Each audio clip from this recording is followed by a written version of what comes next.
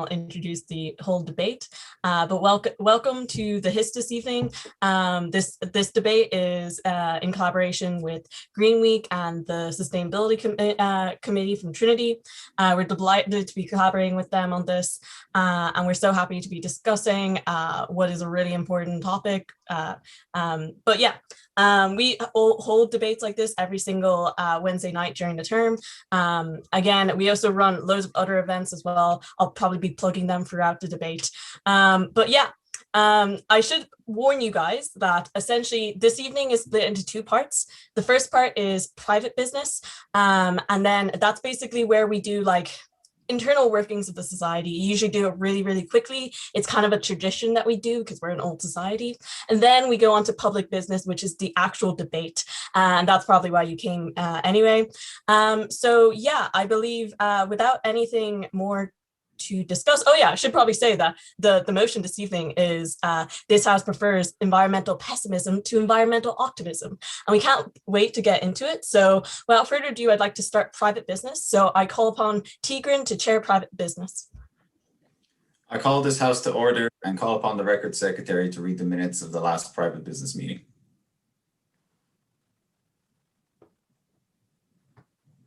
The last private business meeting was held on the 17th of February 2021 with Pierce Sinnott in the chair. There were no fines, no reports to read, no motions on notice, and no motions not on notice. Are there any objections to me signing these minutes as a true and accurate reflection of the last private business meeting? There being none, I shall sign. I cede the floor back to the auditor. Thank you. Now I'm going to basically ask a series of questions to a bunch of random people on this call. So first and foremost, for Mr. Pro Correspondence Secretary, are there any fines? There are no fines. Excellent. Then on to Madam Librarian. Could you open question time? Time for questions is now open.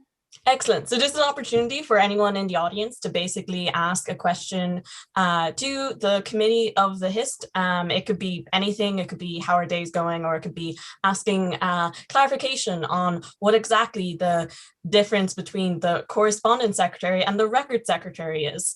I don't know. They're both secretaries. But yeah, feel free to ask a question in the chat or else in the Q&A function. Yeah, this is interactive. How cool.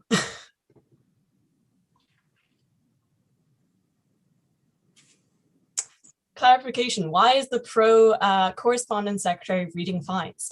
The pro correspondence secretary, our lovely Oliver Fisk, is basically doing fines this evening because Julie could not make it, our usual treasurer, and Oliver kindly stepped up to fill her spot. So we're delighted to see it.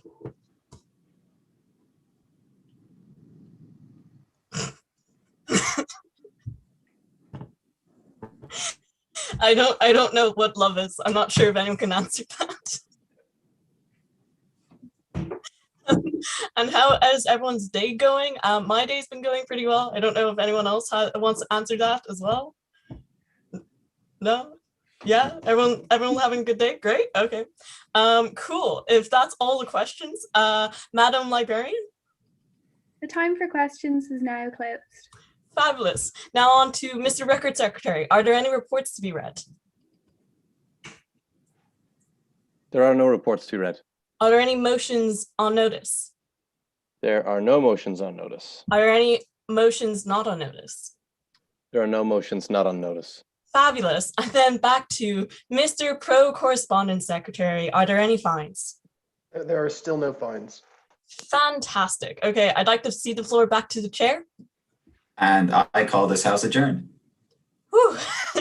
Okay, that is private business over and done with, and we can move on to public business, the actual debate this evening. So without further ado, I'd like to call upon our chair for public business, Professor Julie Bates. I call this House to order and call upon the Record Secretary to read the minutes of the last public business meeting. Optimism, pessimism, what are they all about? Glass half full, glass half empty, What does that say about a person? Well, as a wishy-washy, tree-hugging hippie, I say, just forget about all of that. Focus on yourself. And we do that through self-care. So here are some tips. Cut out the negativity in your life. Delete Facebook, block your landlord's phone number, uninstall your banking app, stop paying taxes, forget math. Self-care. Number 2, know that canceling plans is okay. Staying at home to cook is okay. Disappearing for a bit to get your life together, that's okay. And then resurfacing in a foreign country with a new name in 10 years, that's okay too. It's called self-care. When you wake up, start your day off right. Say, fuck it, shit's whack. So you might as well do something nice for yourself. Like, try by saying things like, hi, me. You know, you could say, you're the bee's knees, the cat's pajamas, the monkey's paw, the jellyfish's calculator. And if that doesn't help you achieve self-love, try crying at some really cute lingerie. Believe me, it works a treat. You can watch some Netflix, have a glass of wine, heck, have the whole bottle. I do. Drink a nap, take some water, have love, and fall in the bath. I'm not actually drunk. So quick side note, I think Netflix should add the category, sorry, there's no more episodes of Queer Eye or Bake Off, but you're clearly going through some stuff right now. So here's some other soothing shows where people are being really nice to each other over low stakes things. But unfortunately, self-care is not always about chocolate and Netflix. Sometimes it's about getting out of bed and doing the more difficult tasks, like summoning a demon to help with the dishes, or finding the right number of chicken bones to appease that thing living in your attic. FYI, I've tried 1 through 47 and so far, no luck. But all of you guys are special. You're all stars. So practice self-care like a star. Allow nothing to survive on your surface and then slowly and privately explode into space garbage. Thank you.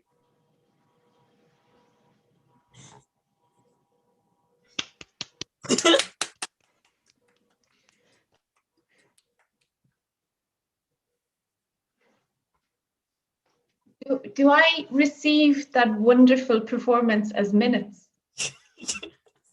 Amazing. Okay. Okay, I'm impressed. I like your work here. I was waiting for the minutes to start. That was fantastic. Okay, I presume there will be no objections to my signing these minutes as undoubtedly a true and accurate account of the last public business meeting. Because I'm going to leave if there are. There can't be any objections to that. That was fantastic. We good? Okay, great. I duly sign. And I would now like to call upon the auditor to introduce the invited guests to the House. Thank you so much. This evening, we're delighted to have some wonderful guests who totally respect our way of doing things. In the chair this evening, we have Dr. Julie Bates. Dr. Bates is an assistant professor of Irish writing whose research focuses on modern and contemporary Irish and European literature, culture, and visual arts. Her recent works has focused on environmental humanities, which explores the potential of the arts to redefine the relationship between humanity and the environment.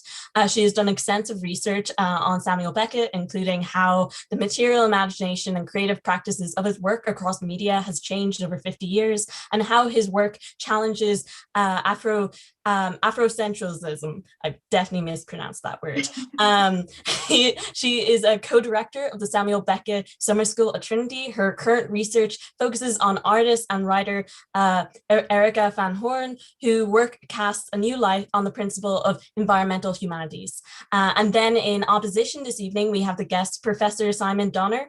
Dr. Donner is an interdisciplinary climate scientist and a professor of climatology at the University of British Columbia, Vancouver. He holds a PhD in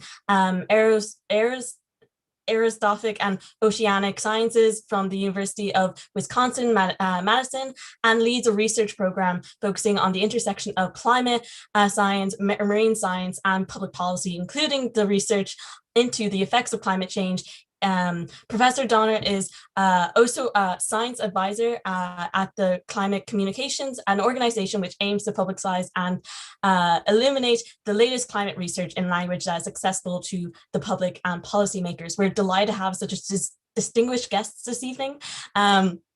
I also want to just quickly go through the running orders and standing orders for this evening. So speeches will be 7 minutes in length for students and then 10 minutes for guests, with the first and last minute protected. It's protected from points of information or POIs. Points of information are basically an opportunity for the audience or opposing speakers to ask a question of the speaker. So if you want to ask that question, make a POI, feel free to do so in the Q&A function or by typing POI into the chat along with your question. We'll make sure that the speaker sees it, and they may accept it, they may not, who knows. But yeah. We also will be having a poll, obviously, after this debate to see which side wins. So please stick around for that. And I'd like to draw your attention to orderly turns. So basically, at the end of every session, we award the best speakers from these debates a monetary prize. And so we need basically like a record of how well everyone thought different speakers did. So we'd really appreciate if everyone filled out an ordinary turn. It's basically just ranking, saying how good the speakers were, whether you thought they were persuasive, that sort of thing. It's really quick and easy to do, and we'd really appreciate it. And it really means a lot to the speakers because, again, they're in for a chance to win an actual prize. But yeah, I believe that's all the standing orders for this evening. So I'd like to cede the floor back to the chair. I will even unmute myself. Okay, thank you very much. The question before the House this evening is, this House prefers environmental pessimism to environmental optimism. I should now like to call upon Matthew Charlton to propose the motion to the House. Hi everyone, I'm Matthew Charlton and it's Green Week in Trinity, as some of you might be able to guess or tell. Julie, I have worn my favorite green shirt, and I say my favorite because it is nobody else's favorite in my entire life whatsoever. My mother thinks it looks like a grandmother's set of curtains. My father asked me when I was going to reveal my part in the circus, and my friends are no longer my friends. Aside from that, Acharj, this will be one of the easiest and clear-cut debates that you will ever have to listen to in the Hist, because there is very clearly a side that is correct. And there is also very clearly a side that wishes on the brightest star in the sky, or indeed the ugliest shirt in the world, that they are correct. The only way that opposition can win this debate is if they conclusively prove to you that we should be optimistic about the fact that the world is ending due to the continuous failings of humanity.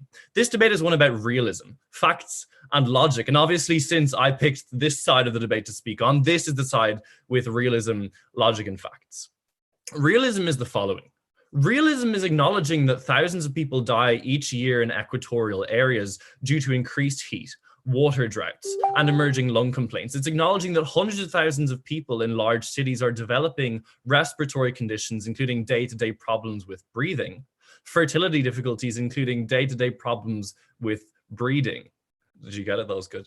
Look, it's acknowledging that the ice caps are melting, sea levels are rising, climate change conditions are lighting forests on fire, causing floods, weather disasters, increasing the likelihoods of viral disease outbreaks that are not only causing deaths, but forcing us to have this debate on Zoom and ultimately killing people. Folks, this realism is not compatible with optimism in any meaningful way. These things are happening. And to be optimistic about environmentalism flies in the face of these situations, these people, and their horrors. Environmental pessimism is an acknowledgement of the realistic situation that we find ourselves in with our climate. It's knowing that things are bad, will continue to be bad if we don't act radically very soon. And it's knowing that small steps in the right direction are not the same as big steps in that right direction. Yes, we must prefer environmental pessimism to environmental optimism simply because of what it does. Proposition wins this debate with the very simple idea that our side has urgency. Environmental pessimism breeds urgency. If you tell someone that the world will end if they don't personally cut down on their carbon footprint and hold their politicians accountable for climate issues, they will certainly be more likely to do so than if you told them that, hey, look, this whole climate change thing is a big deal, but if we work together, it's going to be okay. It's very simple human nature, and here's some hypotheticals.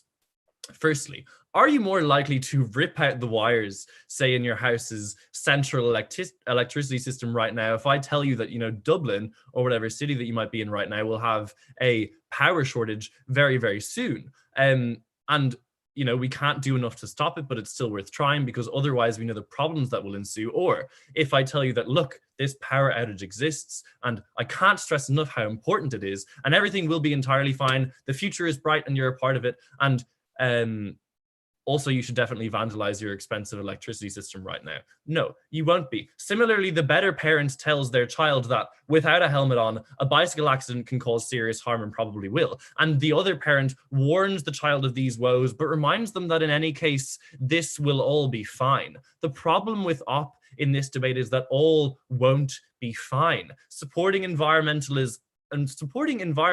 optimism, I didn't think that phrase was so hard to say, is a support of falsehoods. It is support of misinformation. Opposition in this debate prefers the untruth. They prefer a lie. There is nothing to be optimistic about here until we have figures that we can be optimistic about. Currently, we don't. Our governments in the West are constantly failing to meet targets of reduced carbon emissions. They are constantly failing to meet increasing nationwide sustainable transport infrastructure. They are constantly failing to disregard the complaints of fossil fuel interest groups like the airline industry, like oil companies, like car manufacturers, and residential communities that, you know, don't want turbines on their lovely horizons. Why? And it's because they are constantly being told by our society that environmental science is rapidly developing new, innovative ways to tackle the climate emergency, and that in a few years' time, these will all easily be available. You know, we'll have cheap, plastic-devouring bacteria and machines that can control entire weather systems, which every country, regardless of GDP, will be able to obtain. And, you know, frankly, some sort of fridge that will be able to put our ice caps in. They are being told that everything will be okay, and that's not true. It won't be okay. They are being told this untruth, and it is breeding global complacency. You don't need to look any further than the past 70 years of climate activism to see that the prevailing narrative is one of environmental optimism, because, you know, science will fix things. What has science fixed in the past 70 years? It's given us electric cars. Great. What has this mentality given us in the past 70 years? It's given us lackluster green representation in parliaments, a continued worsening of our situation on every metric, and progress made down a road that has been killing people, harming others, and will continue to do so on this trajectory. What I'm saying to you right now may just be me as a few miniature LEDs on a screen screaming, but they are some pretty important LEDs. Greta Thunberg, another well-known example of LEDs on your screen usually, is also an environmental pessimist, in case you were going to try and twist that one away from the rational side of your brain. The opposition in 58 seconds time will now replace my LEDs on your screen, and they will tell you that yes, climate change is real, but that pessimism is petrifying in that it creates inaction due to fear and terror. This is another lie. It's false. It's the crown jewel in their web of absolute inaccuracies. Ravenous corporations that exist within a global system designed to constantly create more and more revenue in order to provide its leaders with more growth and success reacts to the smallest thing in the news sphere. They are currently on opposition in this debate. They are under the false and dangerous presumption that it is not each and every one of our urgent duties to change the way our society functions in order to save lives and save our ways of life. The world as it exists right now is in a state of environmental optimism. The status quo has gotten us into a situation where we may be having pandemics once every few decades, tsunamis multiplying by the year, and physiological developmental problems in people who happen to have been closer to the equator than us. It is wrong to oppose the motion. It is a betrayal of truth to oppose the motion. And it is a celebration of the status quo. Gurv Mila Mahagov.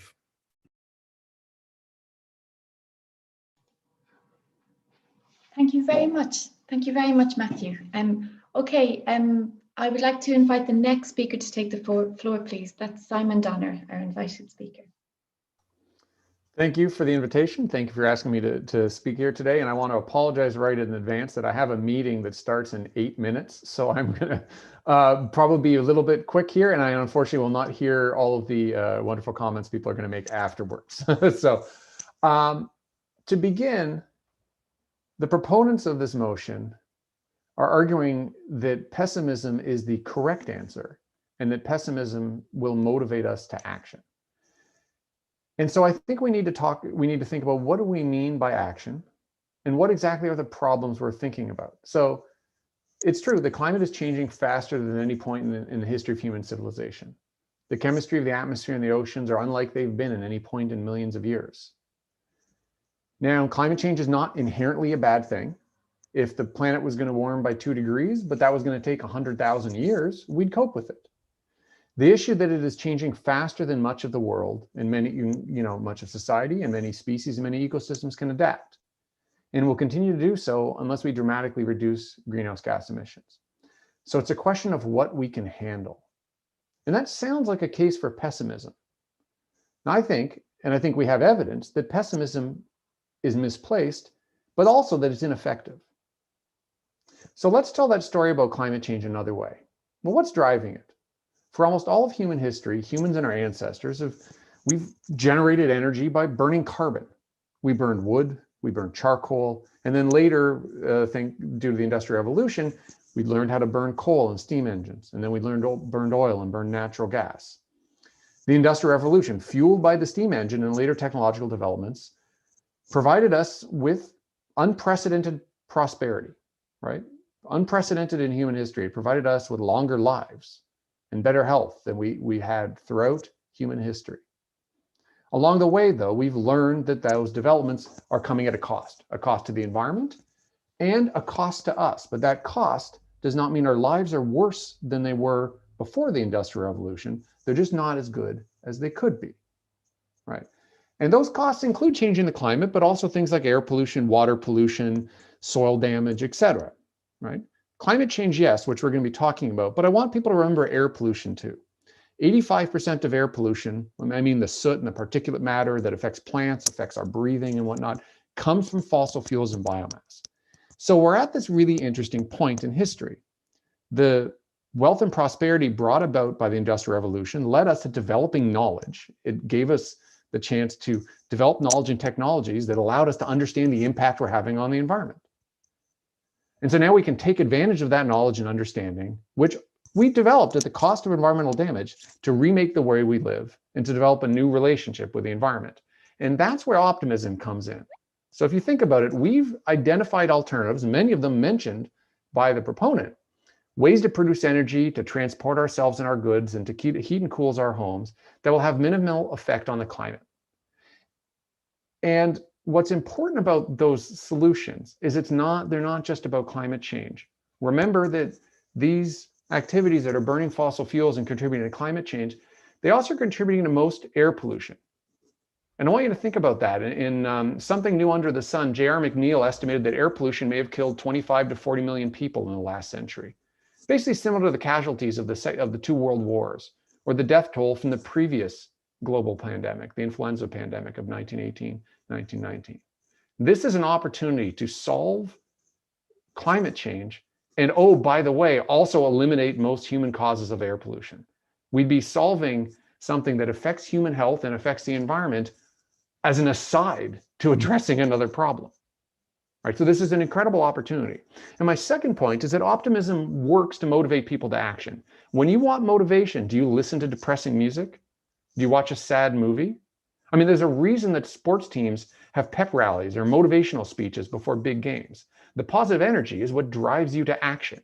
And there's evidence for this on climate change. There's a large body of research, psychological research, that shows that fear, yes, it does generate attention to environmental problems like climate change, but it's not effective at creating deep engagement and motivating meaningful, lasting action. What can happen is it can often be maladaptive. It can lead to people disengaging and minimizing the problem. And if you look through all of the research on the tips of how to talk to people about climate change and to motivate action, they say you need to show people what can be done. And even people who are denialists about climate change, the only chance you might have to change their mind is show how you can make a better world by addressing the issue rather than focusing on the risks and the science of it, right? And so I'm going to just close with the words of a colleague of mine, a friend and colleague of mine from the Republic of Kiribati, which is a low-lying island in the middle country in the middle of the Pacific, where I do research on how they are existentially threatened by climate change. And my friend Ariatara Ram there he was given a speech once and had the audience in Kiribati, had the audience chant this line, Titang Matai Tu. Now my Kiribati language skills aren't very good, so I didn't know what they were chanting and what it meant. And so I asked him afterwards what it translates to. And he said, well, it kind of in English means you can cry, but then you have to get up. And that's the case for optimism. Absolutely. The proponents have a point. You have a right to be scared, to fear for the impacts of climate change and other environmental damage on the environment and also on you, your family, and people around the world. But we also have a charge to try to solve this thing. And to do that, we need optimism, or people aren't going to do it. This is a great opportunity and time to be alive and to, in the next few decades, change the path of the planet for the future. I don't know why anyone would be pessimistic about that incredible opportunity. Thank you. Thank you very much. Thank you very much, Professor Donner. We understand that you have to run away now, but we're very grateful that you participated. Thank you. And I apologize that I can't stay because I'd love to hear everything else people have to say. And this was really a great tradition. I really appreciated being a part of it. Thank you very much. We really appreciate your contribution. Thank you. Okay, thank you very much. So I'd like to invite the next speaker to take the floor, please. That's Niall Deneen. Sorry, just really quickly, Niall, I know you are a maiden, so this is your first time speaking in chamber, or at least our virtual chamber, which means you have maiden's rights.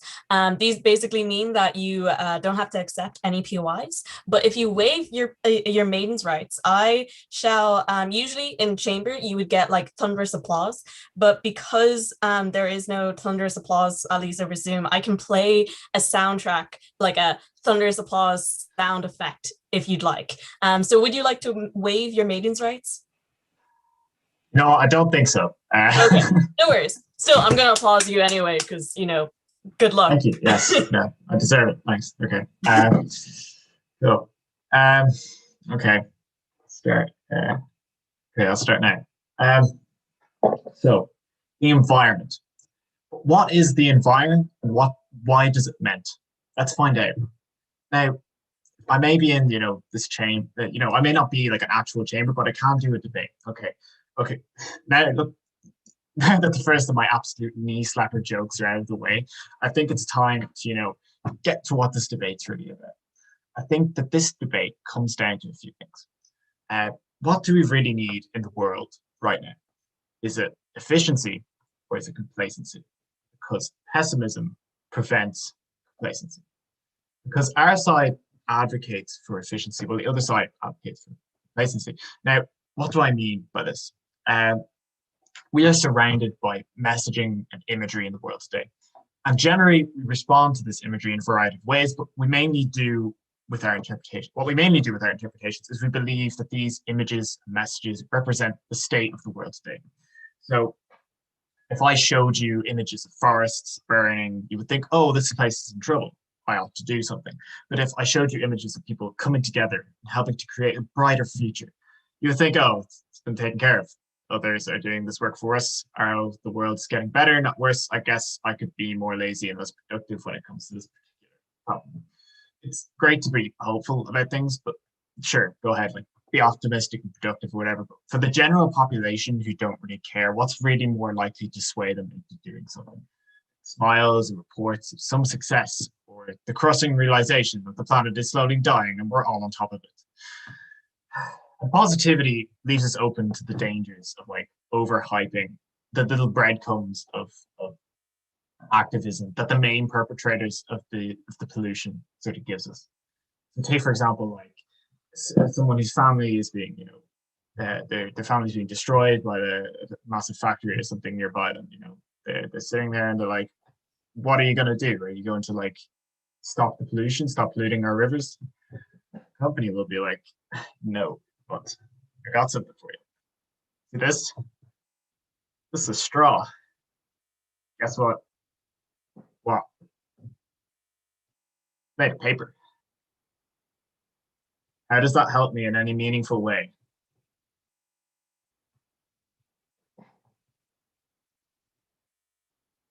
See what I mean? So we ought to be challenging these companies on the massive systemic damages that they are doing to us and doing to the environment, not like patting them on the back whenever they do something performative for us. Make no mistake, being pessimistic is the way forward. People who are pessimistic actually lead longer and healthier lives. Why, you ask? Because they don't give false hope to themselves. They don't sell themselves dreams that'll never come true. They don't hedge their bets on outcomes that are unlikely to be true. The same goes for the environment and on a wider scale, like the future of society as a whole. And let's be real here for a second. The world is like really messed up, like royally messed up. There's plastic in the oceans, the trees are being chopped down, communities are flooding, North Pole is melting, animals are going extinct, air is being polluted, as the last speaker brought up. The list goes on and on and on. Yet we're supposed to be optimistic about all of it. Hell no. The world is burning, okay? We need to get that into our heads, I guess.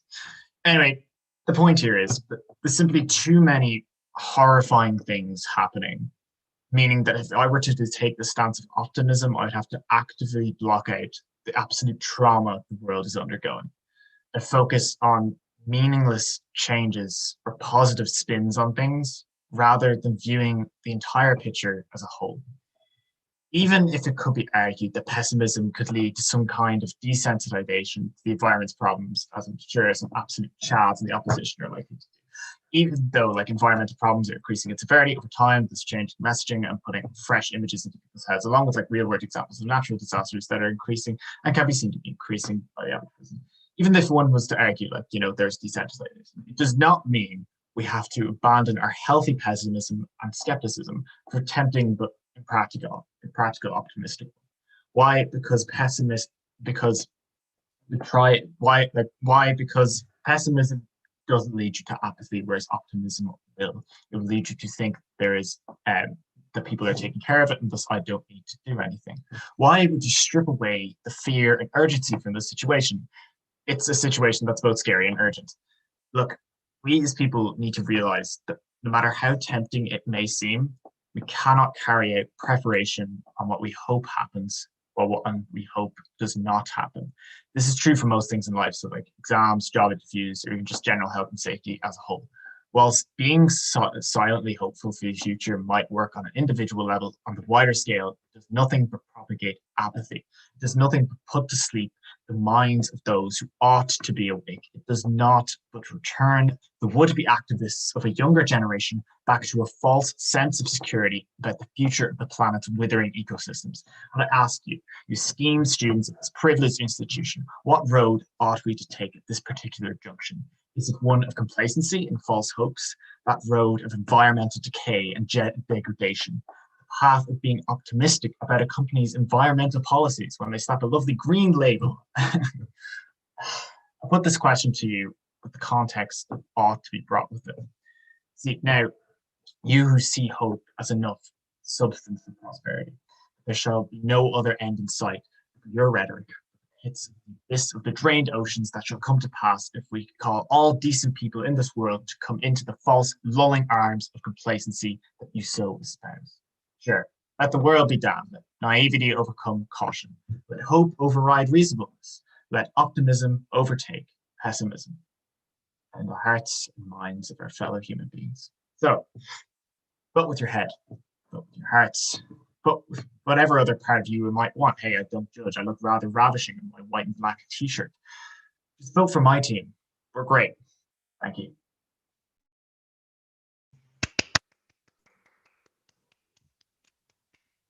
Thank you very much. Thank you very much, Niall. Okay, I would like to call the next speaker, to invite the next speaker to the floor, please. And that's Aileen Nivarku. Perfect. Can people hear me? Because I'm just having a few connection issues. Are we good? Okay, cool. Okay, I'll start now. Okay, so I'm going to channel my inner realist for this debate in response to what we got from Proposition. So there's no doubt that the situation is grave. California and Australia have been burning almost every year. Flooding and storms are getting worse and worse. Seasons are no longer predictable, thus interrupting the agricultural cycles that we've been used to for centuries. And drought, desertification, rising sea levels are essentially leading to climate refugees struggling to find a place to rebuild and start up their new lives. The science is clear. We are in a mitigatory phase, and we're trying to reduce and hopefully reverse some of the impacts that we've seen. But in order to do this, we need the support of the majority because we need structural change. So tonight I'm going to explain to you why the use of an optimistic narrative and the creation of this hopeful narrative within the public sphere is more conducive to the changes we need versus what we get from side Proposition. So now, in response to Proposition, what their world looks like. Their world looks like the doomsday rhetoric that's really quite scary, the collapse of society as we know it within the next 100 years. And it kind of leads to this pressure and fear of like a responsibility that we need to change every aspect of our lives and be as perfect as possible because it's such a huge issue. It is literally our lives that are on the line.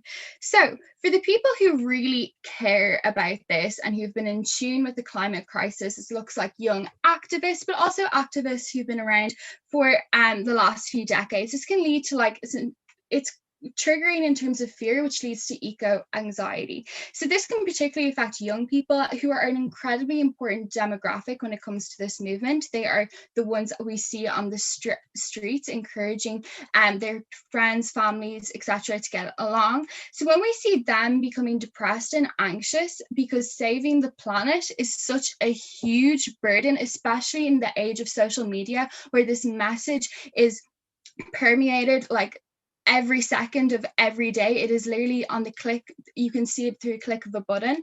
And given the rhetoric, there tends to be high levels of burnout and pressure put on them, which is incredibly destructive to the sense that they feel they have to be the perfect zero waster, the perfect vegan, and like they can only cycle to school. That is a huge burden to place upon yourself, and it's not achievable. So when these activists burnt out, they're no longer able to contribute successfully to the movement.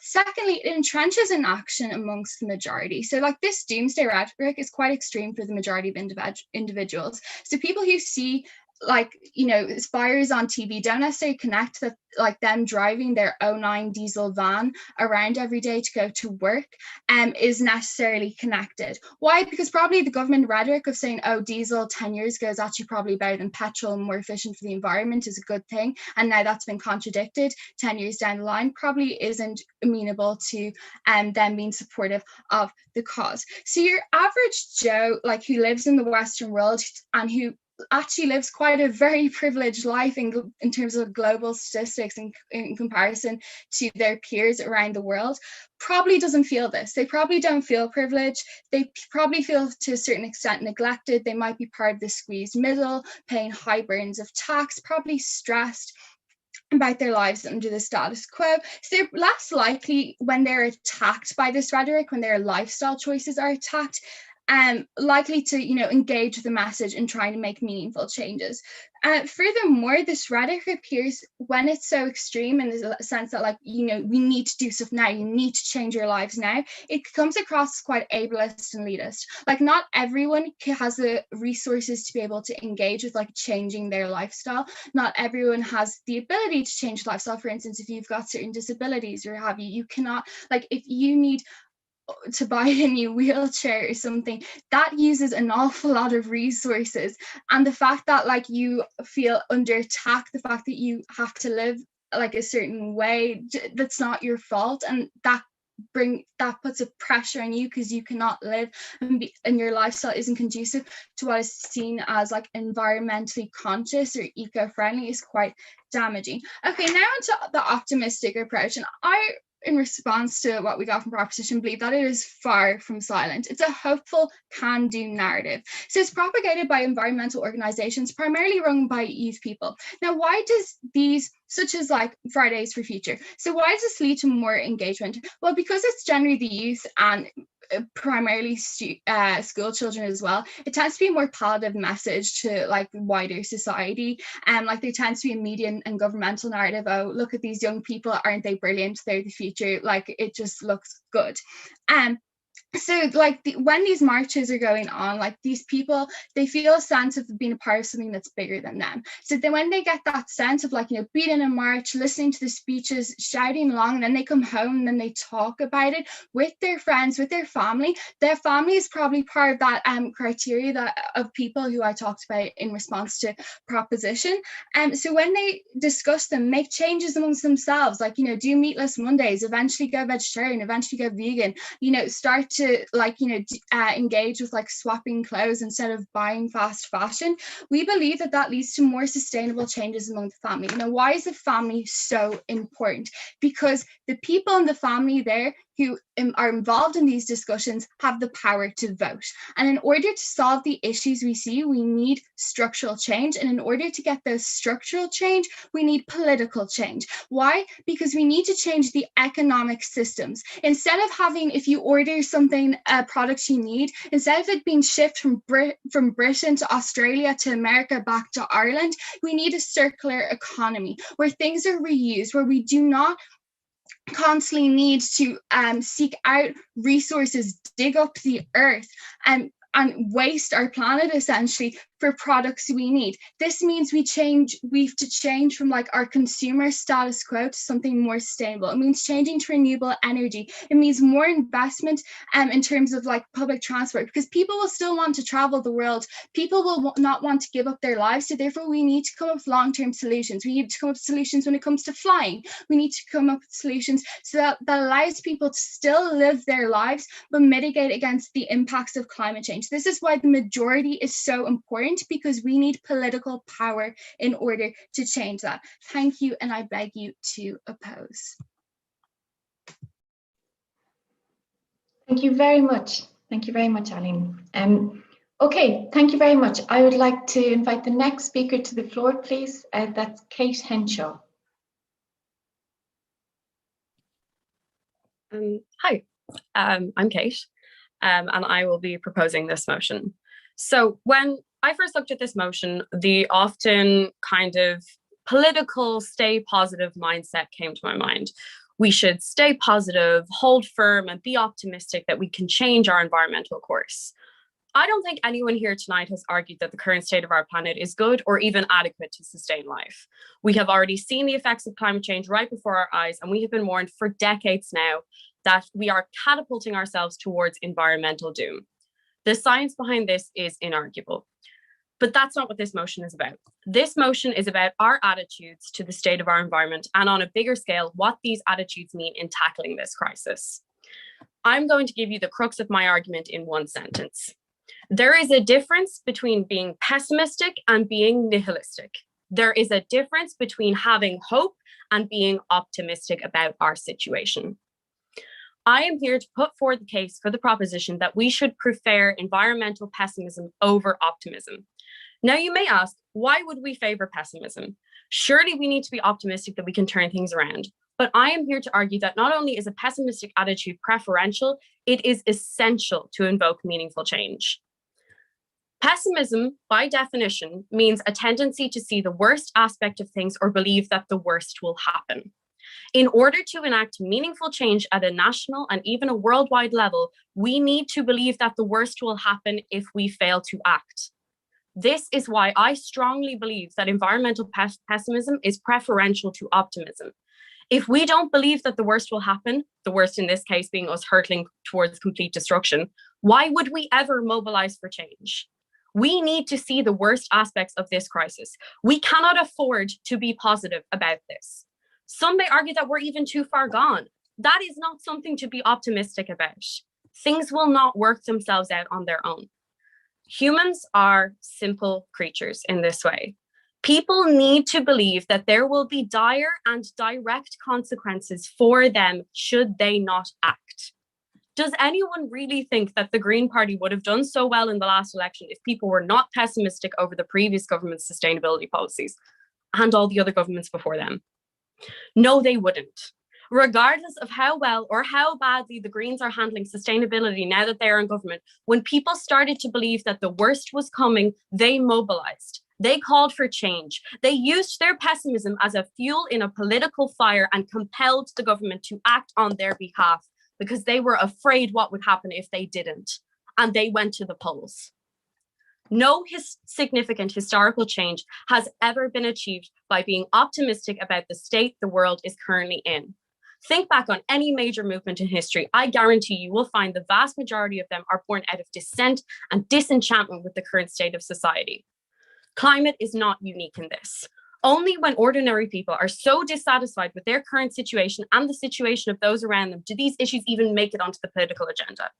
Think about any of the major developments we've had in climate action, the Paris Agreement to the sustainability goals. None of these things would have happened without ordinary people putting political pressure on leaders to make them happen. One of the major reasons that Trump lost the election last autumn, was how pessimistic people felt about his policies, including his environmental policies. With the US now being back in the Paris Agreement, we can clearly see how the pessimism in ordinary people surrounding Trump's policy to leave this agreement directly influenced how they voted in his incumbent election. They were compelled to act because, again, if we draw it back to that pessimism definition, they believed that the worst was coming if they didn't. So I've illustrated why pessimism is good and why it mobilizes people for change. But why is optimism bad? Over the last year, we haven't had exactly much to be optimistic about. The climate optimism we've seen in the last year, a lot of the stuff mentioned by opposition, is far too close to toxic individualism. Climate is a systemic problem, but recently we've been made to feel like it's all in our hands. If we stop eating meat and stop fast fashion, problems will all be solved. No, not only is this factually untrue, all it does is marginalize people who can't afford to spend €50 on a vintage jumper from Depop just to feel like they are contributing to their carbon footprint. This toxic individualism is just classist. That's before we even get to all the greenwashing we see nowadays in the fashion industry and all the other industries. This be positive, we can turn this all around mindset is immeasurably harmful. Guilt-tripping people who can barely afford necessities for choosing a cheaper and less environmentally friendly option is exactly the kind of toxic optimism we see constantly in this climate conversation.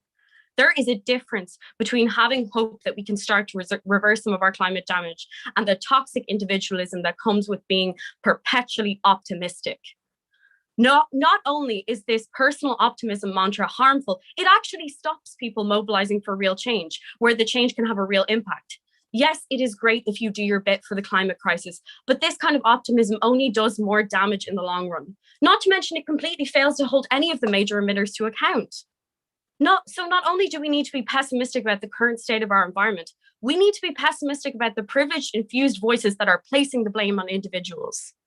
So yes, we should embrace the pessimism in our current situation, because if we embrace this pessimism and we pay attention to the worst aspect of the present and the devastating consequences they will have in the future, we are way more likely to give a damn about that future. If we don't, we'll just end up going around in toxic optimistic circles as the world literally burns around us. I beg you to propose. Wonderful. Thank you very much, Kate. Okay, I would like to invite the next speaker to take the floor, please. Apologies if I mangle your name, as I suspect I will do. Sinjana, I'm sorry, that's probably very wrong. But that's please, right. I'd invite you to take the floor. It's Sinziana, but don't worry about it. It's Sinziana, fine. sorry. Thank you, please. It's fine. Great. Okay. I'll begin now. Good evening, members of the Hist. Tonight, I would like to highlight what stands at the center of this debate, and that is action or inaction. And I think it's incumbent upon our generation specifically to advocate and take action. But this can only happen if we actually believe in what we are advocating for. If we would like to support a world of action, a world of faith, a world of the following generations, then it is necessary for us to reject this motion, simply because if you are taking a pessimistic attitude towards this, and you agree with what Kate just said about how there's a doom and gloom narrative for the rest of our future, then you're not going to want to do anything. anything. I think after Matthew's speech, I really felt like just going under my blanket and hiding from the world and taking Sean's advice in terms of taking a self-help narrative and just watching Netflix. And I think that that's the exact opposite of what we should actually be pursuing in terms of solving this issue and having an optimistic approach to it. I think pessimism leads to inaction because people just don't want to actually engage with a narrative that what they are going to do will mean nothing. They want to have this hope within them that what their actions have meaning, and they want to know that their actions are ones that are valuable in terms of creating some sort of change.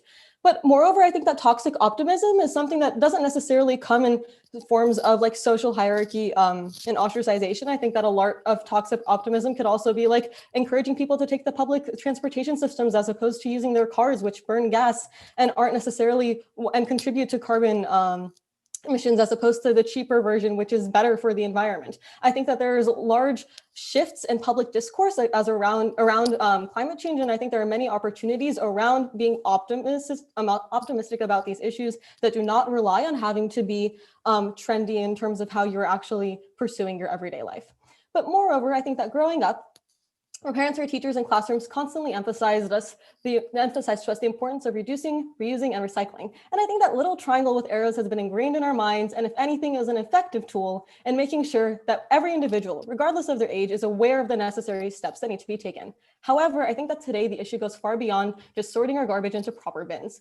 Today, the issue between action and inaction on behalf of politicians and individuals alike looks like telling a mother that she needs to move her entire family because the wildfires have spread and they may engulf their home. I think that today the difference between action and inaction looks like telling people in the Pacific Islands that they need to uproot their entire lives because of rising sea levels. And I think personally, I remember the ramifications of Hurricane Sandy on New York and the disastrous effects it had. And some families are still recovering from the storm 9 years later in terms of their ability to actually interact with the life that they had previously today. But I think that the hurricane was so disastrous that I remember watching the news and seeing the subway systems were actually flooded with water, to the extent in which the entire community of New York rallied around these people and they supported them. And this is because they didn't just say, okay, that was terrible, we're going to move now and end this because there's no point in our actions because the climate is going to change terribly anyway, and we may as well abandon ship and go somewhere else. I think that these stories are the reason why we get hope and we get change. It's because people are grounded in their communities and they have a vested interest in wanting to make sure that this continues further. However, there's one thing that unites beyond this, and that is the need for hope. I think that if you're going to be a pessimist about the way that the climate is going to be changing, and there's no hope for us of limiting that to 2 degrees Celsius, I think that you're going to have people that just give up and give in to the other private interests and corporations and no longer want to contribute. And I think that environmental optimism specifically sparks real action in 2 distinct ways. Firstly, I think that people are far more likely to want to participate in a community and a social movement that is actually capable of making a change. If there is a we can fix it attitude, which largely exists because we are told from little kids that we have the power to change the world, and there's a larger possibility that something will change if you continue to idolize these people that have single-handedly changed the world, then this we can fix it attitude only manifests in a reality in which you believe there is something worth fixing. If you believe that the earth is going to increase with 4 degrees Celsius in this next century, and there's nothing that we can do, what is the point of you actually advocating for change? There is zero motivation for you to actually contribute or do things in any way. Moreover, I think that this is clearly seen in how we approach other problems in life. If I have a burst pipe and I think that I'm going to be able to fix it by repairing it rather than having to remove that pipe entirely, I think that this is largely going to make a difference. And I don't know about you, but Mars, like replacing our planet, doesn't really look in an ideal format at the moment. I'd rather focus on repairing it to the best ability and having that optimistic perspective as opposed to one in which I'm like, screw it, this is the world anyway.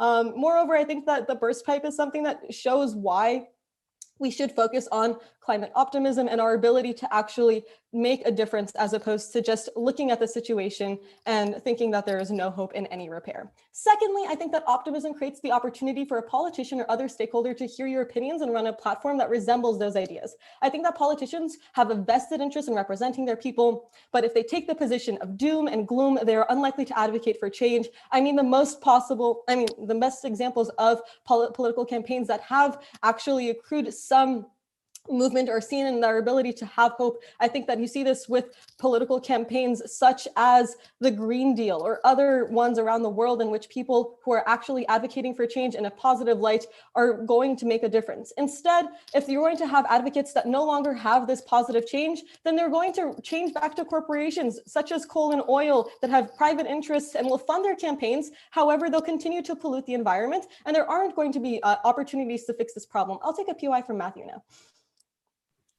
Pessimism is not hopelessness. And why does continuing the status quo improve things?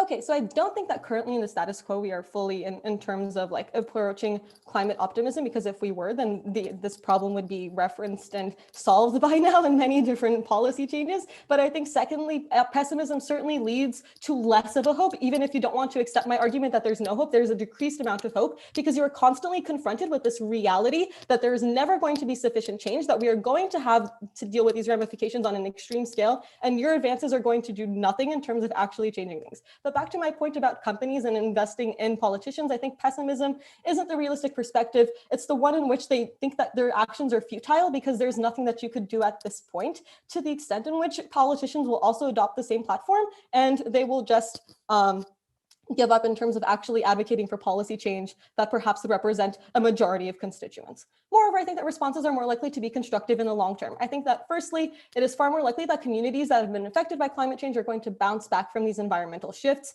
I think that when a community gets hit hard by a hurricane, they're likely to say, I will repair my home and I will work with my community and I will make sure that we can approach this to have a better life in the future and also create preventative measures. Moreover, I think that optimism radiates from social movements that inspire others. If you're going to have this method of reducing that, I think you're far less likely to engage more people and continue core activists. For these reasons, op. Thank you.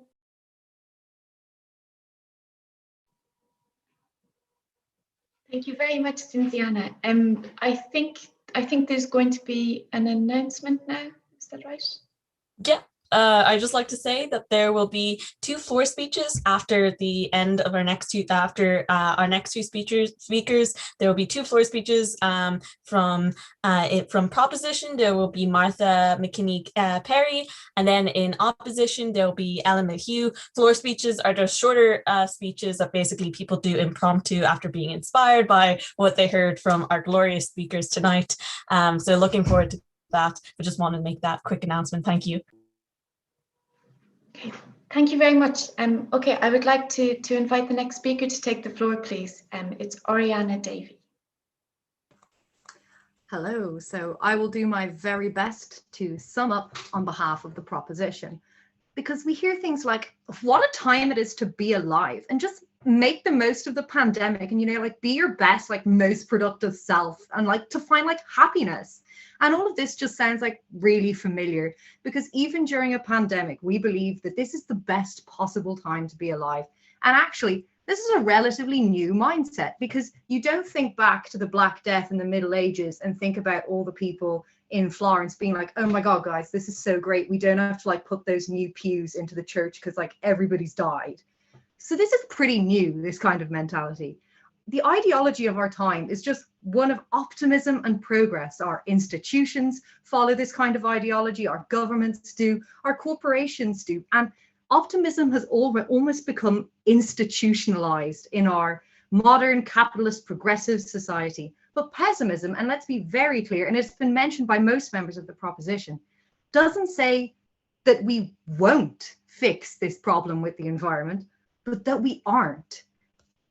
Because pessimism does assume that the worst will happen. And currently, the worst kind of is happening.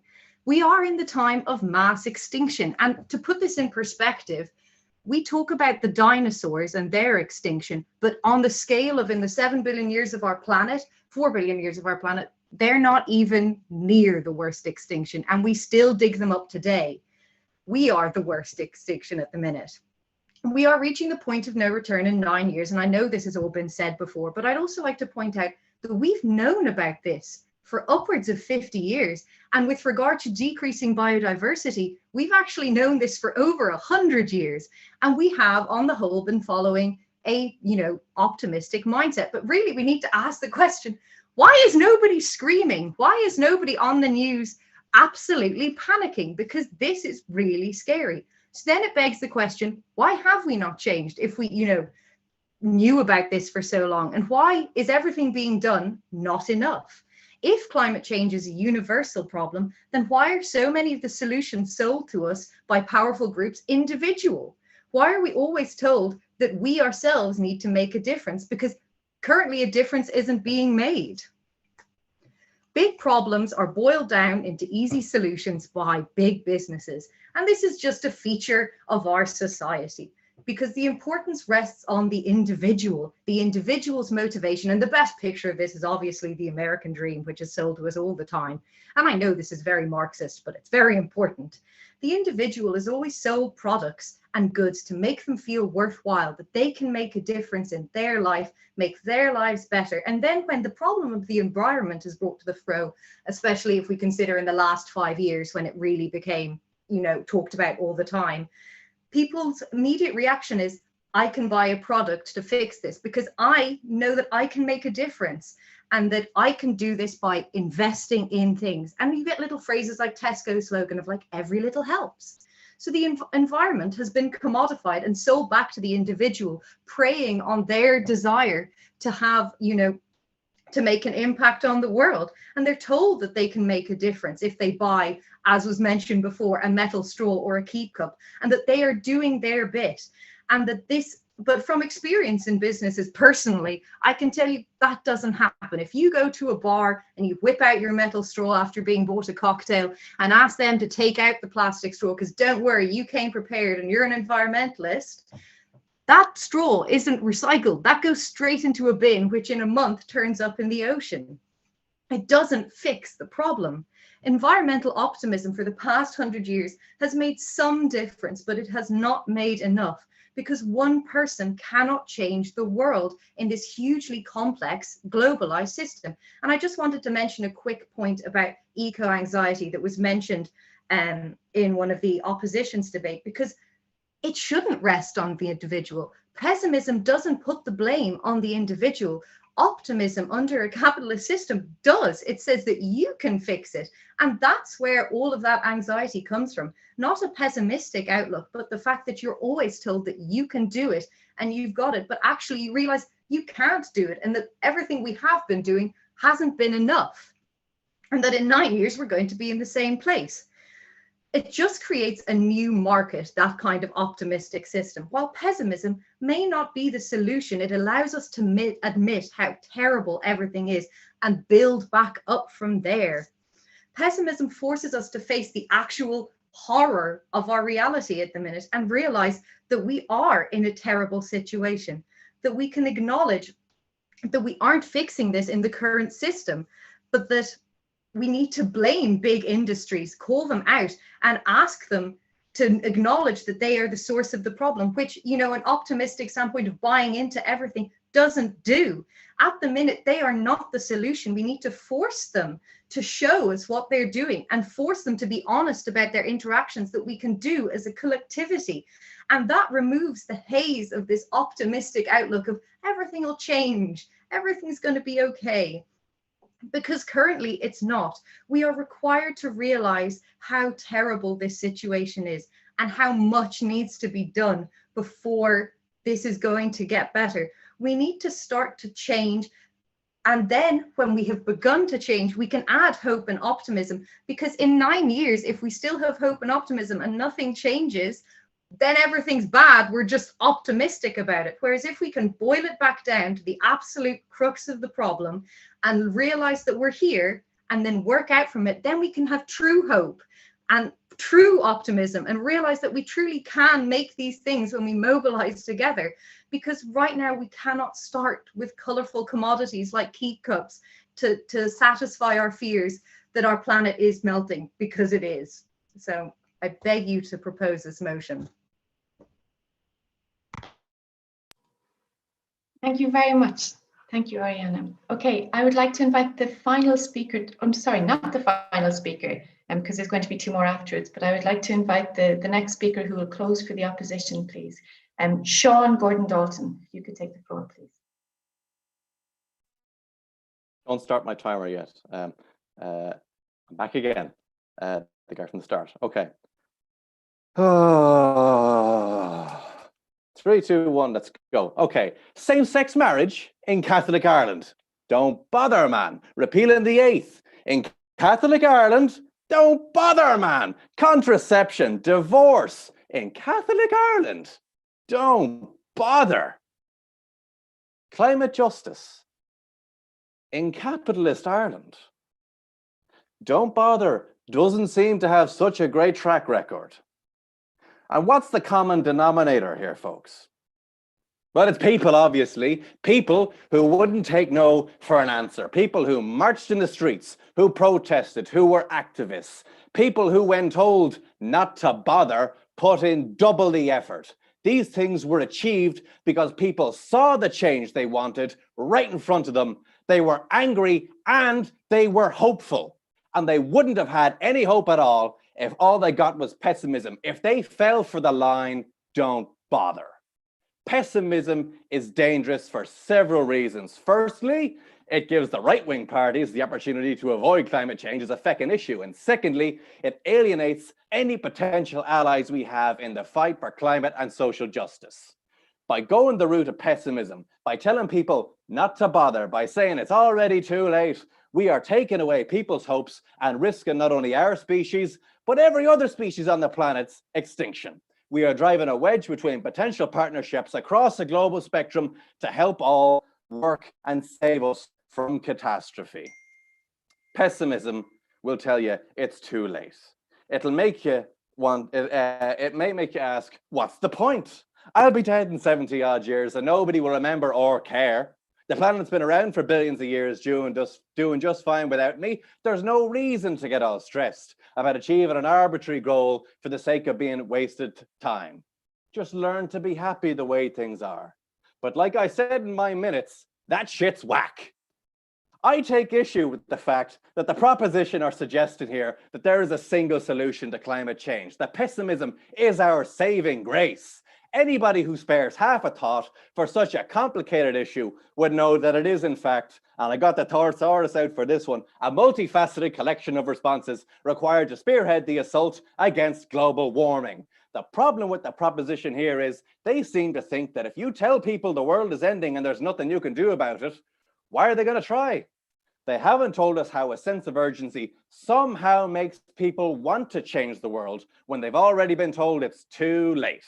Would you bother writing that essay if the deadline had already passed? I feckin' wouldn't, and I know you wouldn't either. Pessimism isn't going to help us, it's going to kill us. But if you've got a few hours left before midnight to bang out a few thousand words, you're going to get that shit done and earn that pass. At the very least, you'll give it a shot. Somehow, proposition have confused optimism with thinking that the status quo is great. And with respect, that's not optimism. That's fucking delusional. Pessimism is not going to make the government pull up their goddamn socks and take on big polluters and bring them to task. If you want to change the world, we need to work together. And pessimism is not even going to bring the environmentalists together, let alone the world. For the general population who don't really care, the things we keep hearing from proposition, the thing to motivate them is the same as anybody. Show them how to improve their own circumstances, because at the end of the day, we are all that little bit selfish. We don't want the world to end because we don't want to go down in the fucking flames. So how do we convince people who are worried about themselves? Well, it's a very easy way to deal with those selfish buggers. Show them the profit margins. Think about the people you actually know who don't want the government to take radical action to aggressively fight climate change. They're all fucking nuts. They're climate change deniers, not lazy environmentalists who think the world is grand. When Danny Healy-Rae gets up in the Dáil to say, I think the weather is caused by God, or US Senator Jim Inhofe brings a snowball into Congress to disprove global warming, they're not speaking for environmental optimists. They're speaking for the people who think dinosaurs are a fucking conspiracy theory. So can we please ignore the hogwash that is somehow the only option that optimism gives us, that the proposition have been trying to tell us. If you want to bring people together, you don't tell them that their lives are shagged. You show them how their lives can be better. You show them that it's more lucrative to switch to a green economy, and you communicate that fact to the business conglomerates, the multinational corporations, and the consumers the world over. Opposition has not said that this is going to be the job of little poor Johnny down the corner who hasn't 2 fucking pennies to rub together. We agree just as much as yous that it's the big bad capitalists who are to blame for this. We're not fucking defending them. So to put my own slant on that popular turn of phrase, if you can't beat them, make them join you. It's market demands, elbow grease, and a belief in positive change that led to the creation of a Canadian company which sucks carbon out of the air. This is the kind of practice that we need to encourage and that the state needs to encourage. Solar panel fields in the snowy north and the sunny Med in Africa would not only contribute to a greener economy, it would give opportunities to those countries to create lucrative industries. With windmills in the north and hydroelectric power in the coast, we can fuel a cleaner world, and it's happening already. In February 2016, Portugal fueled 95% of its energy requirements through sustainable energy. Iceland produces 100% of its energy from renewable resources. In fact, it's got energy to spare.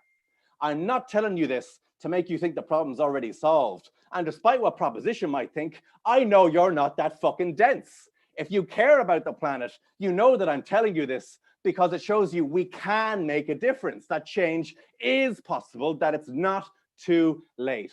Humans are the only animals who won't do all that they're capable of. We're the only ones who accept being subpar.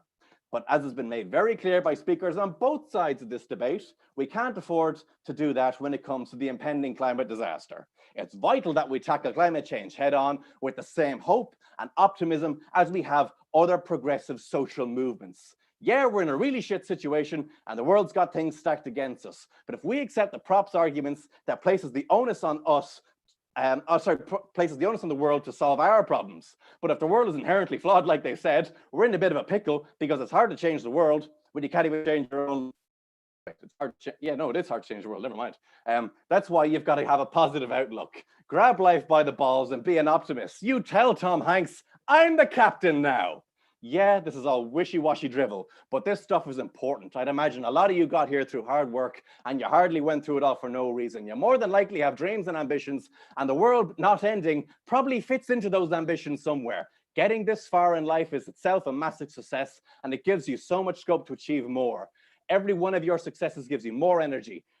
The key is just to do the little bit you can. If all you do is cut down, on your meat consumption, do a little bit of recycling, it's a step in the right direction at least. If you get out there, march in the streets, organize petitions, campaigns, voters and movements, if you barricade yourself inside the Dáil until Micheál Martin begs for mercy, then fair play to you. That's pretty great too. And guess what? Oh, that's the end. Sorry, I went over time. Listen, folks, you've been a wonderful audience. If you can't be good, good at it. Be good at it. Good night.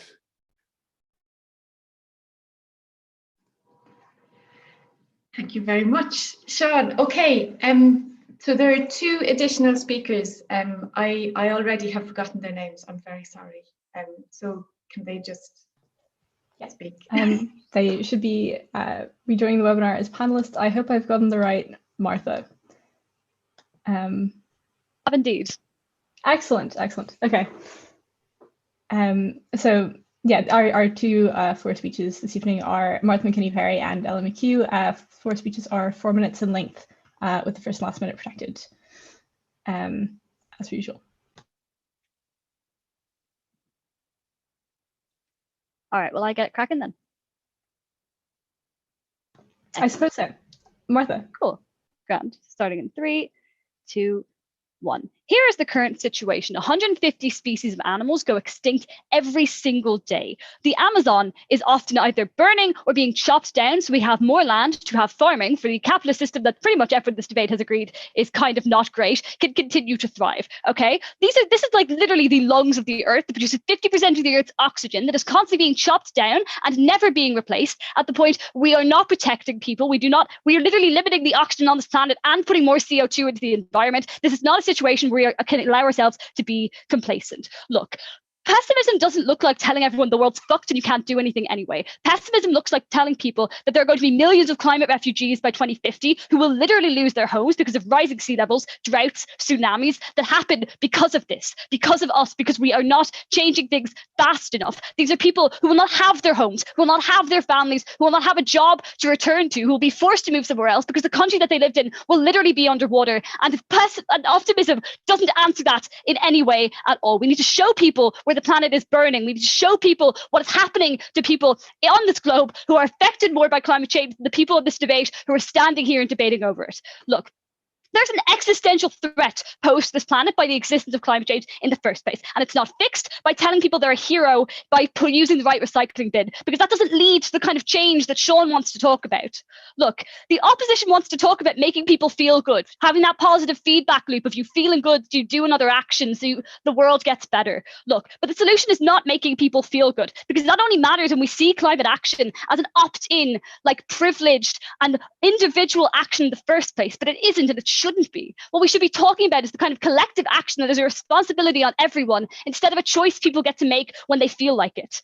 Look, because people feel just as good on your side of the house by buying a metal straw as they do protesting outside the door for 3 weeks. But one of those things is way easier than the other. One of them takes 5 minutes to do in the shop and you feel good for the rest of the day. The other takes a time sink, a money sink, having to take time off work, having to spend time sitting there when you know the people are not on your side and willing to commit in the same way. The problem is when you know that that's going to be harder and you're going to feel equally good, people just do the easy thing and buy that metal straw. That doesn't get the change that you're looking for in the first place. That doesn't get companies to reduce their carbon emissions. It doesn't get the government to pass policies that are actually going to protect this country or this world in the first place. You just someone feeling a little bit better at the end of the day, and I don't think that is something we should be standing for.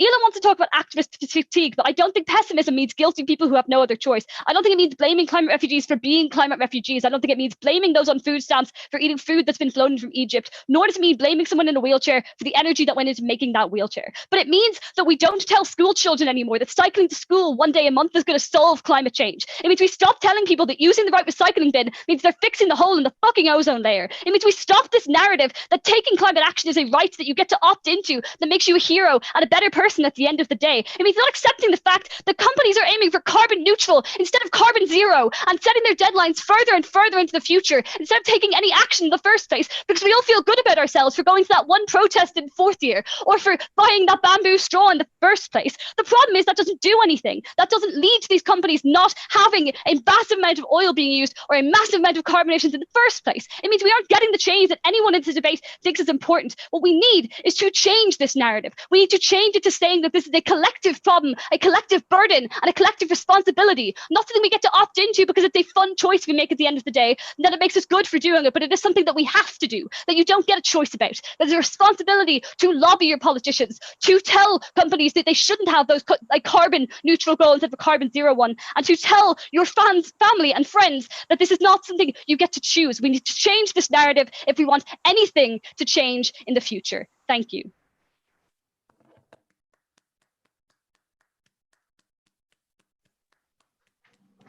Okay, thank you very much. I'm presuming we're not having those points of information, but instead we're having the last speaker. Okay, so I'd like to invite, I think it's Ellen, who's going to take the floor. Okay.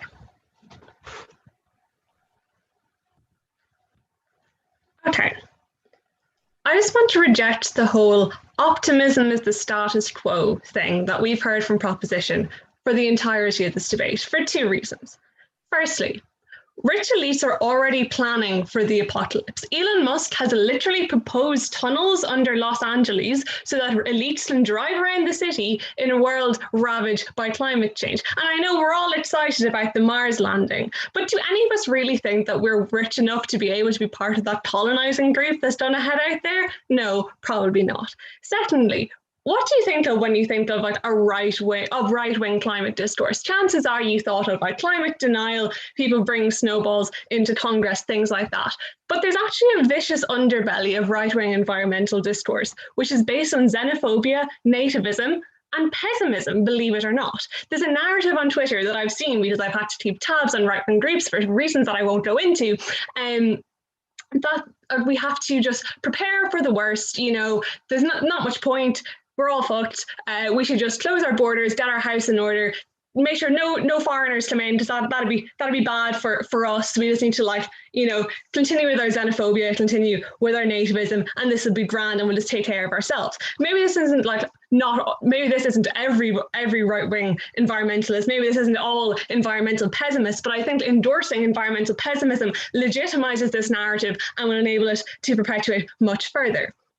And then the second thing I want to talk about is, I don't think anybody on proposition reasonably says that, oh, it's just up to the individual. If we all buy metal straws, we'll be grand. That's not what environmental optimism is about, because environmental optimism and the environmental movement, we all agree, has to be based on mass collective action. And, you know, we've heard from Kate and from Martha and from most of the proposition that, you know, we need fear and we need terror and we need, you know, a real urgency with social movements. And I completely agree. You know, most movements that we've seen have been born out of fear and frustration and dissatisfaction with society. I don't think anybody is arguing that. But what are movements sustained by? They're sustained by hope. They're sustained by optimism. They're sustained by the idea that a better future is out there and is achievable. And without optimism, what direction does your movement have aside from tearing down society? What vision do they have for creating a different, better society? If there's no better society out there, or if we just accept that, oh, we're not going to be able to achieve it because we have a pessimistic mindset wherein we can't see that we are, as a collective, able to reach a better society. You know, again, in a movement based solely on fear, the only movements can be to burn down society. There can be no actual vision for building it back up. So I think throughout the course of the debate, I think environmental optimism has been mischaracterized, and I think that's really unfortunate, because I think it left us with the idea that environmental optimism is based on the individual. I don't think that's true at all. I think environmental optimism is based on the notion that working together, we can achieve a just transition. And without that optimism, without that sense that there is a better future out there, that there's something that we can work towards, what are we working for? And that's what I want to end my speech on. Thank you very much. Okay, thank you very much, and thank you to all the speakers. So I will now put the question to the House. On the motion, this House prefers environmental optimism to environmental pessimism. All those in favour, please vote aye. All those against, please vote nay.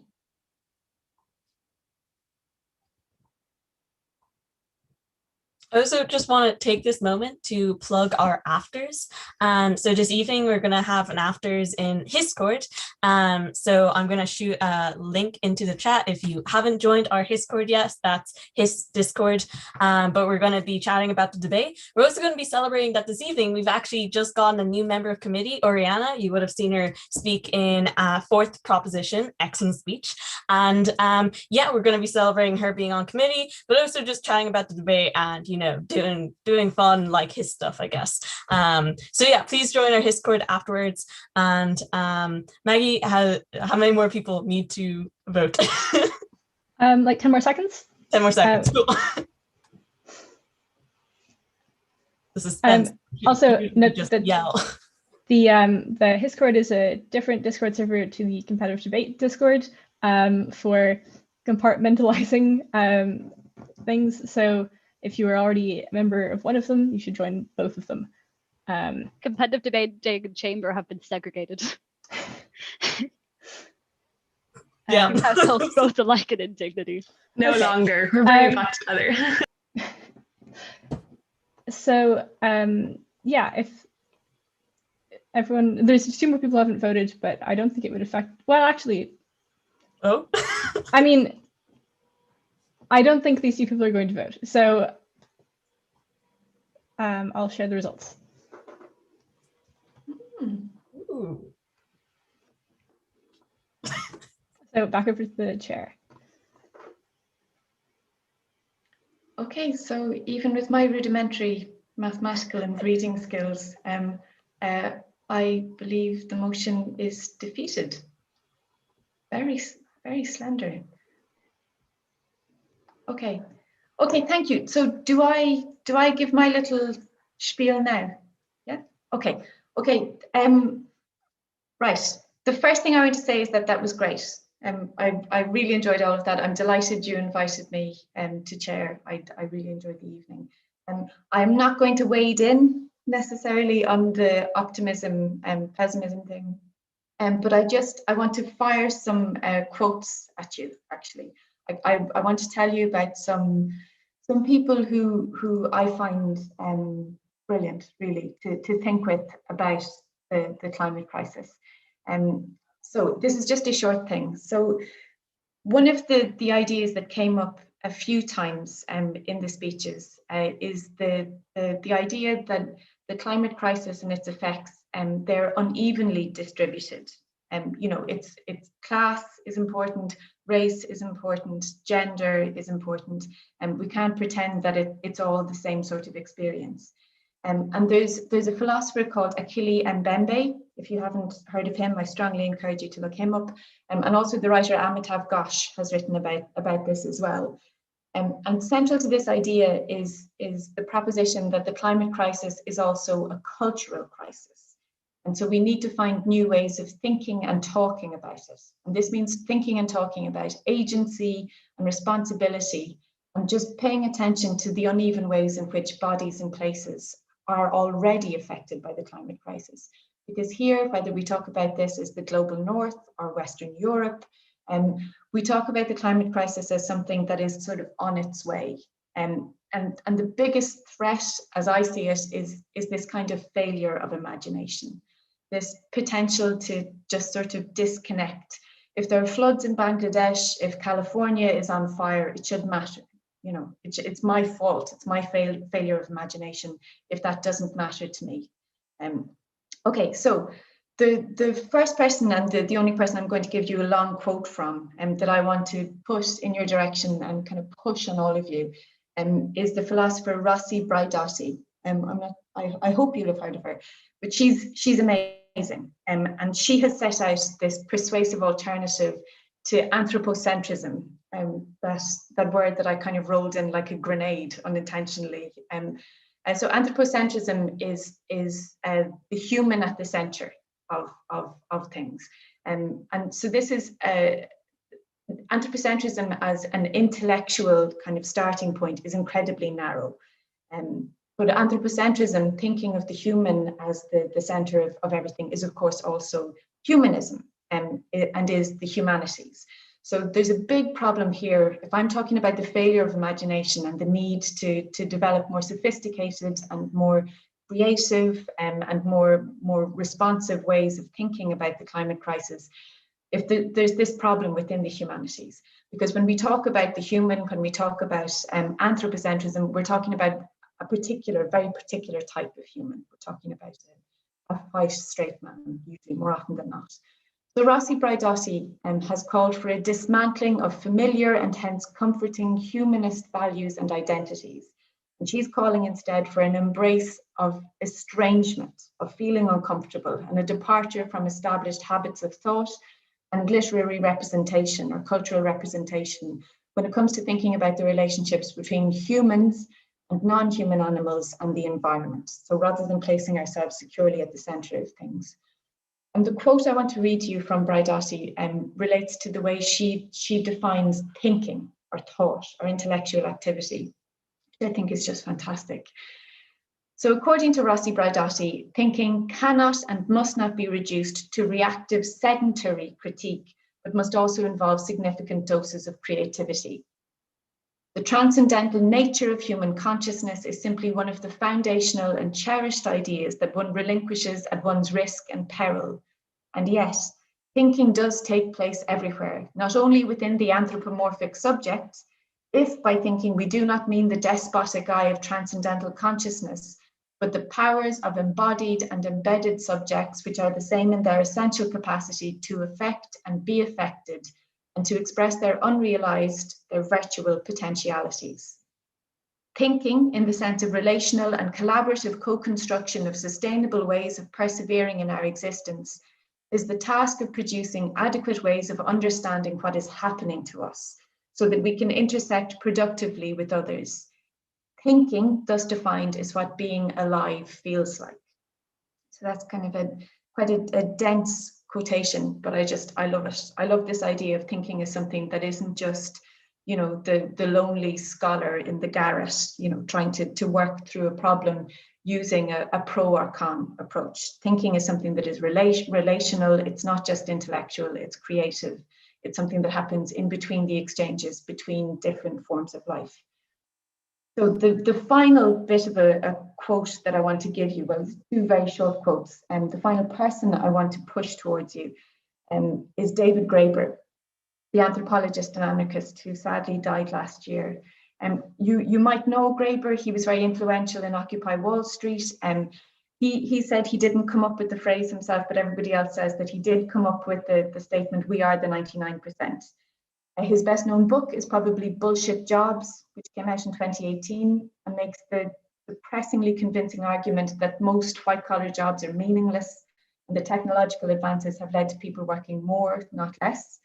But I want to read you two very, very short quotes from David Graeber to finish up with. And these kind of express very well, I think, the way in which a sort of radical happiness and solidarity are the two key components to Graeber's thought and action, because he was an academic, but he was also an activist, and he refused to see that there was a difference between them. So the first quote: "The principle of direct action is the defiant insistence on acting as if one is already free." And the second quote, which I would tattoo on my face if I could, is "The ultimate hidden truth of the world is that it is something we make and could just as easily make differently." Okay, that's me.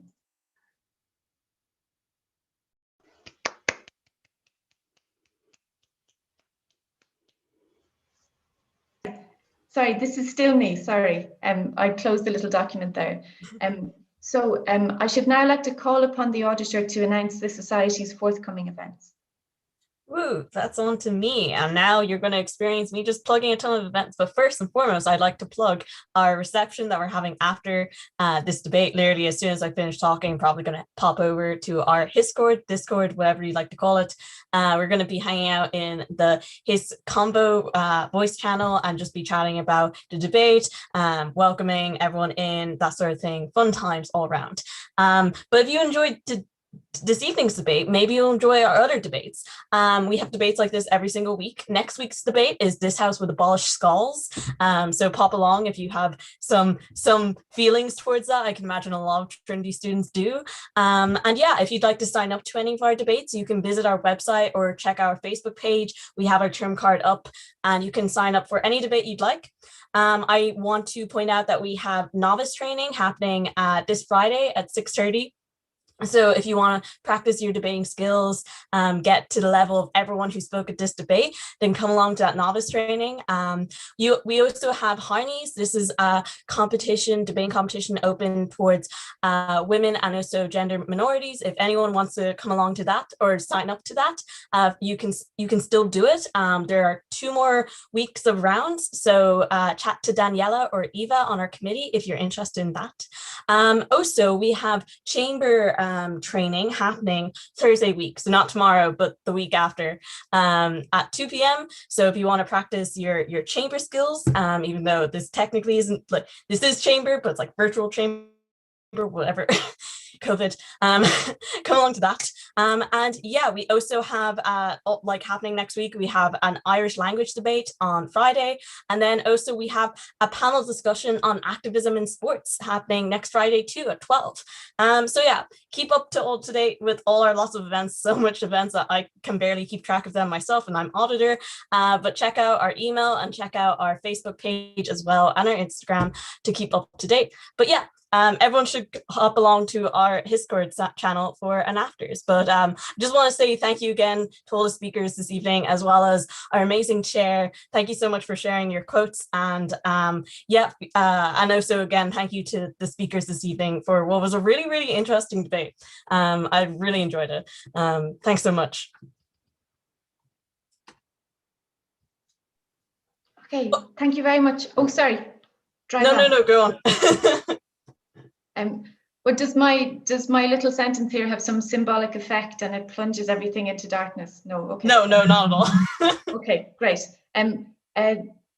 So just to say again, I really enjoyed this evening. Congratulations to everybody on the debate. That was great. Yeah, I call this house adjourned. Bye. Thank you so much again for the amazing address and just the recommendations for different people we should look into. And apologies for not being able to pronounce anthropocentrism. No. Anthropocentric. I can't even say it. It's a hard word. Anthropocentrism, I think. Anthropocentrism. Anyway, thank you very much to our guests and speakers for tonight. And